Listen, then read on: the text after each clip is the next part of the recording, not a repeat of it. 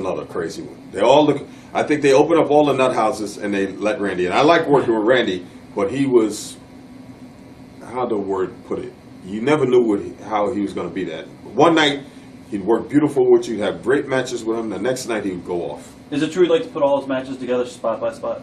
Yeah, he did, but I told him no. We just call it in the ring. Call it in the ring. You know, I worked with him. He was the champ at the time at Madison Square Garden. We did the main event. And he really ticked me off because we went over the match, said, okay, he disappeared.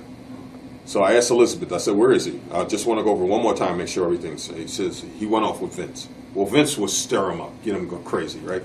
So I get in the ring. I was supposed to grab the microphone and say, you know, you're going to have a new champ from Harlem and go on from New York, blah, blah, blah.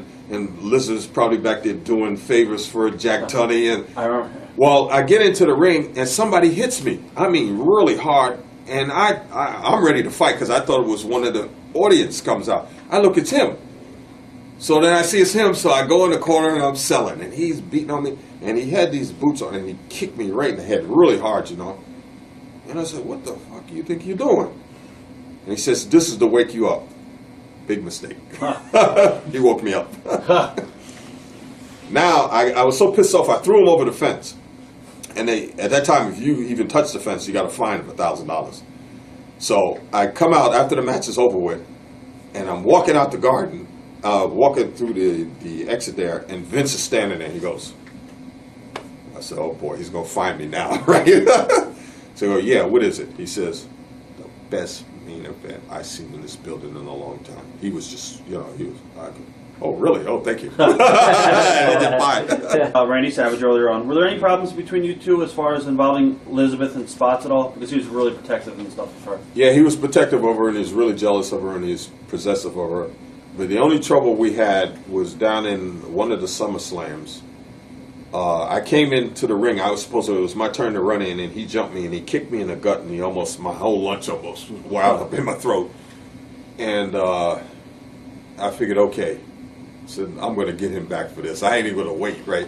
So I threw him in. We were going around there, and somehow we wound up together. And the people wanted to see us go at it. And I threw him in, and I gave him a clothesline. I clotheslined him in the throat. Almost killed him. Almost killed him. And he went back there. He was half dead. And Elizabeth said, "Are you okay?" Yeah, the guy was ready to be, you know. But it was funny. We were down in Daytona Beach, and we were building up for him and I to work.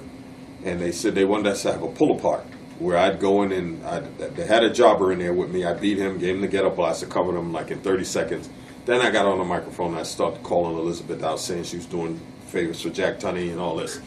He came out, he jumped on me, and we started going around, and they came and they pulled us off, right? Vince didn't like it. He says to me, he didn't say nothing to me. He said it to him. He says, I don't like what I saw. He says, he made you look weak. You're the world champ. He says, you should go out. You guys should do it again.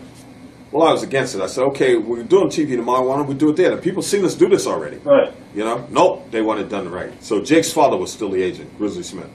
Came and I said, bad news. They want you back there. You guys got to do the same thing again. I said, they just seen us do this. Let's do it tomorrow. I said, no, they went, okay, fine. So we go out there. Now, he comes in. He's fired up. He's throwing punches and he's kicking and he's trying to do all kinds of stuff.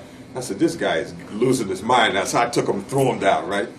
And they came out and they pulled us apart. And when they did, I see this hand like going for my eyes, you know? And I grabbed the wrist and I looked and it was him and I pulled him away. So they pulled me out the ring. And he's on the apron. He went to dive on me, and I just stepped aside. He went on the floor. And I was just really mad, you know. So I grabbed him. We were supposed to go back through the curtain, and nobody actually saw what would happen, right? And I actually grabbed him, spun him around, and I threw him through the curtain. And then they had the big blackboard up there with all the names of who was going to work with who that night. And I just came in and just kicked the blackboard over. I was pissed. And they said, okay, bad news. You don't have to do no interviews tonight. You could go home, right? So I said, okay, fine. I went in, took a shower.